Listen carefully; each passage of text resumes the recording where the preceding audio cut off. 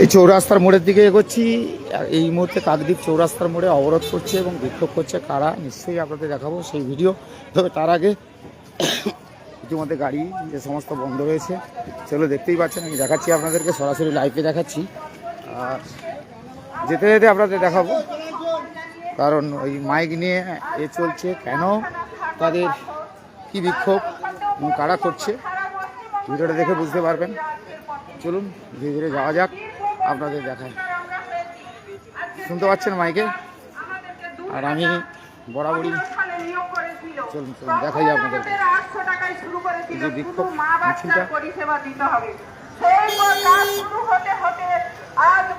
বটবৃক্ষের মতন অবস্থা আজকের শুনলে আশ্চর্য হবেন। যে আশা কর্মী মা বাচ্চাকে পরিষেবা দেয়, যে মা বাচ্চাকে গিয়ে বলে আসে, মাকে বলে আসে আপনি আপনার বাচ্চাকে 6 মাস বয়স পর্যন্ত বুকে দুধ খাবেন, সেই আশা কর্মী যখন মা হয় তখন তার কোলের নবজাতককে নামিয়ে রেখে এসে 42 দিন পর তাকে এলাকার মাকে পরিষেবা দিতে হয়। এই হচ্ছে আমাদের সরকার।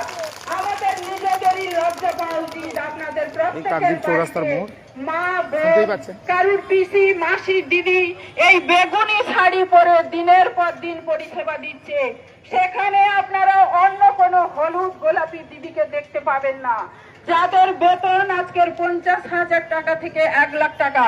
কিন্তু এই বেগুনি পোশাক পরিহিত আশা কর্মী নামক অস্থায়ী স্বাস্থ্যকর্মী এরা দিনের পর দিন পরিষেবা দিয়ে যাচ্ছে মাত্র 5,200 টাকার বিনিময়ে।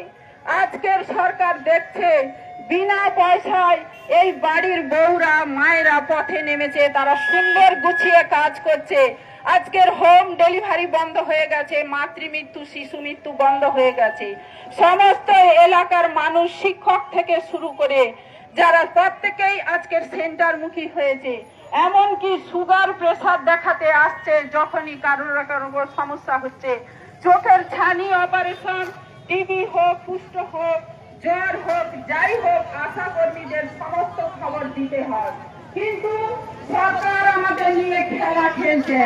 যিনি আমাদের মাননীয়া, উনি একজন মহিলা হয়ে উনি আজকে দ্বিচারিতা করছেন। উনি কথা দিচ্ছেন আপনাদের সঙ্গে বসবো, আপনাদের ফাইল চলে গেছে, কোথায় ফাইল গেছে কি গেছে কিছুই আমরা জানতে পারি না। দিনের পর দিন আমাদের সঙ্গে মিথ্যাচারিতা করা হচ্ছে।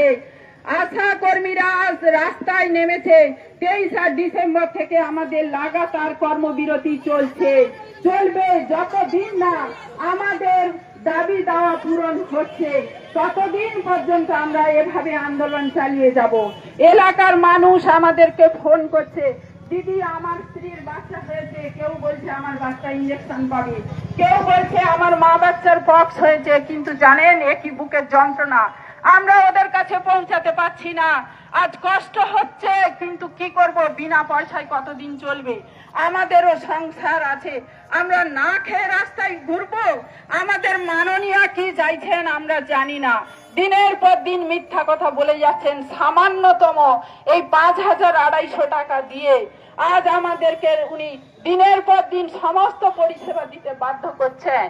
আজকের আমাদের ইনসেন্টিভ আজ মাসের পর মাস বাকি, যে পিএলআই টাকা সমস্ত উনি করেছেন, সেগুলো আমরা আজ তার হিসেব কোনো খুঁজে পাই না।